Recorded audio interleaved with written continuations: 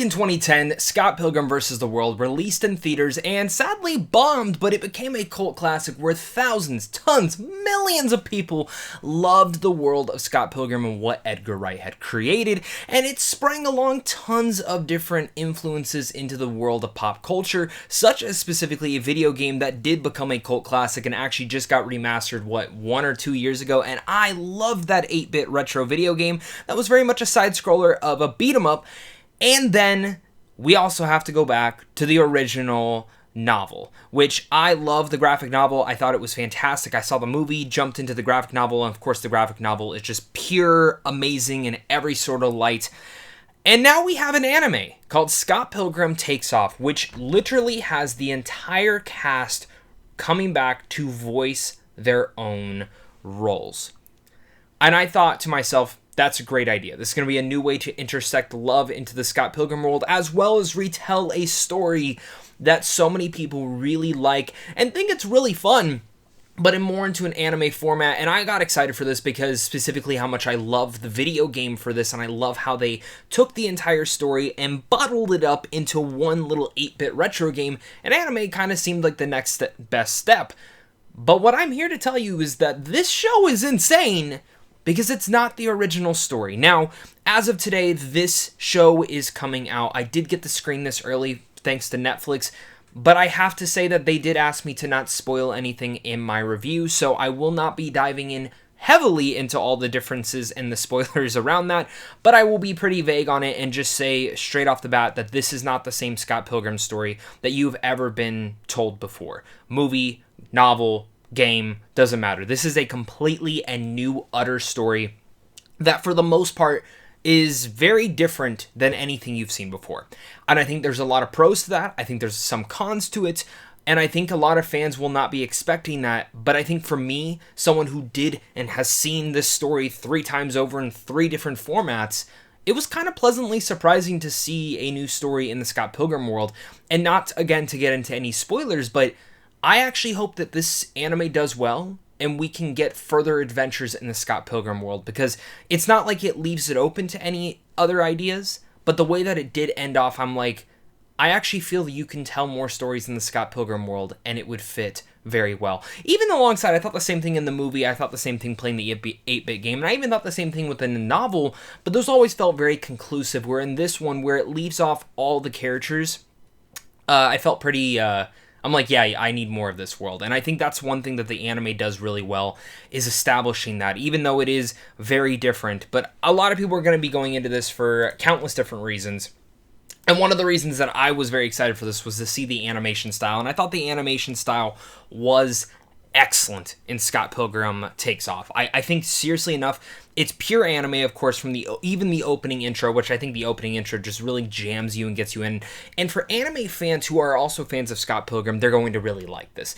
And for fans of Scott Pilgrim, this is a new version for you to enjoy and a new story, because like I mentioned, we've been told the same damn story so many times. And it would have been easy for them to just retell the same story in anime format for a new audience. That would have been very easy for them to do. For me, this is a very what-if story type of telling.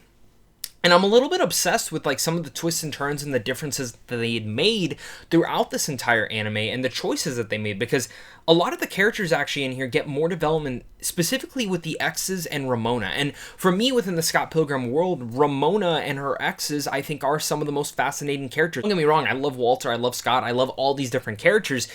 But Ramona and the exes, I always found to be some of the most interesting characters when we're laying out into this world. And this series actually does really develop each and every one of them very well in the way that it develops and tells the story along the way. But when Scott Pilgrim does get to come in here and again take off, there's a lot of interesting aspects with him. And again, going back to some of the twists and turns, I actually became very obsessed with in this 8-episode anime series. And the animation is just pure out fucking stunning. Like, there's no doubt about that. And I actually think that this is one of the more interesting and fun animes that I've really much been able to dive into. I think some people might not love the story. We'll talk a little bit more about that in a second and might just be coming here for the animation. I think one anime lately that has actually done that was Cyberpunk Edgerunners. I wasn't the biggest fan of the story for that, but I thought the animation was stunning. And in here, it's just more Scott Pilgrim goodness, so I think for Scott Pilgrim fans, they're going to really enjoy that. I am one of those. And on top of that, of course, within Scott Pilgrim, whether it's in the game or the movie, there's always been fantastic musical choices and score. Anime here very much develops every one of those. Every sequence, every fight scene, which the fight scenes in here are great. And I truly love how they set up to each and every one because it all feels so fresh and new to me. This feels fresh and new, and it wasn't something that I expected, and I just found that all these different choices were insane in the way that they were developing them. Like, some of these fight scenes, and it's really hard to get into without getting into spoilers, like, are just pure great, and they're borrowing from so many different aspects of pop culture, whether it's Dragon Ball, whether it's even like some aspects of Naruto, or even certain video games. It all borrows from these different pop culture icons and these different pop culture ideas and have all these fun Easter eggs, but they plopped it into one little thing in an anime, and it delivers a style that made me just smile and be happy the entire eight episode runtime. I think a lot of us expected to get great animation. I think a lot of us expected to get great music and to get great sound effects and all these different things and the Easter eggs and all of that. We all expected that. I didn't expect the new story. And I think that's going to be the hot topic of debate amongst fans within Scott Pilgrim. And that's why I'm very interested to see if people do like that they took a different approach. That they kind of did create a world that I feel has so many different stories to be told. And it's actually a world that I'm kind of shocked that Scott Pilgrim's actually never gotten a spiritual sequel or a sequel in itself. And in a way, this kind of is that sequel. You see things that you've never seen before in anything Scott Pilgrim, with all the same characters that you adored before. And I kind of like to look at this as a sequel to the movie that I really liked. And even though it's not technically a sequel, like I mentioned at the top, it's more of a what-if story in the Scott Pilgrim world. It just fleshes out everything, and it fleshes out this world a little bit more, and it even goes bonkers, and it's insane. And it's insane that we even have this. I would never have expected this because, like mentioned, the entire cast came back for this. Like, you have Brie Larson, you have Mary Elizabeth Winstead, you have Chris Evans, you have Aubrey Plaza, you have Michael Cera, you have Anna Kendrick, you have Jason Schwartzman, you have Kieran Culkin, you have Allison Pill, you have Brandon Routh. I mean, the list goes on and on. From the original movie, they are back in here. Which, I think that's where we should get to my mixed aspects. I don't think some of the actors gave it their all when it comes down to voice acting, and sometimes it made me feel, okay, maybe you should have just gotten like new voice actors to do these roles.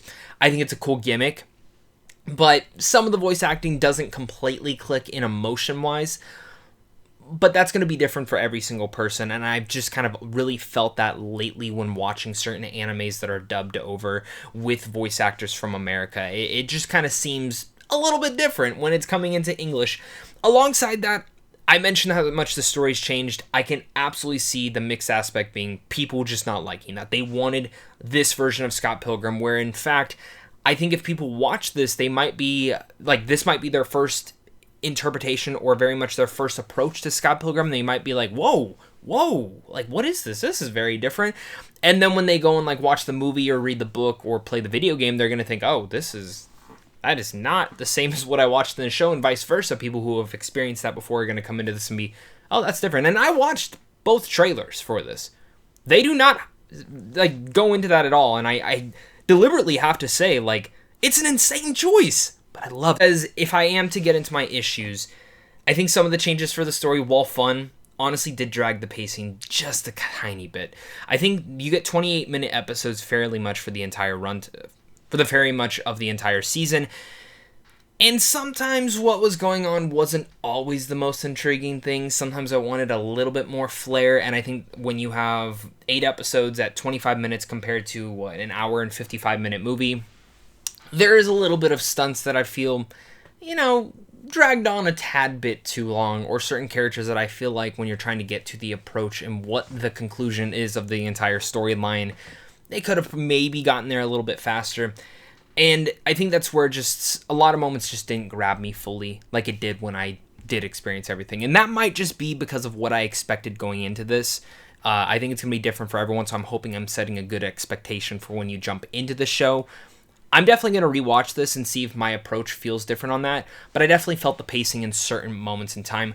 But I think in the end of the day, if you've never liked Scott Pilgrim, this is not going to be for you. This, in the end, is made for Scott Pilgrim fans. This is made for people who loved that movie, who loved the novel, who loved the game, and very much is in love with everything in this world and just wanted more of it, to spend more time with it all. And for me, that's the one thing that I can very much appreciate on. While not the story was the most best thing in the world or even the most perfect thing in the world, there were quite a few issues. I can't sit there and deny that I didn't have a blast with this show, that I didn't have fun revisiting this character, these worlds, and that's the reason that I am very positive on this and just have a big glimmer and a big smile on my face. So with all that said, I'm going to give Scott Pilgrim Takes Off a B+. Thanks so much again, guys, for watching this. Make sure to hit that like, subscribe button if you are new here, and I cannot wait to hear your guys' thoughts on this. Let me know down below, did you like the changes? Did you not? Do you wish they would have just adapted the novel and the movie once again? Let me know down there, and of course, until next time, stay classy.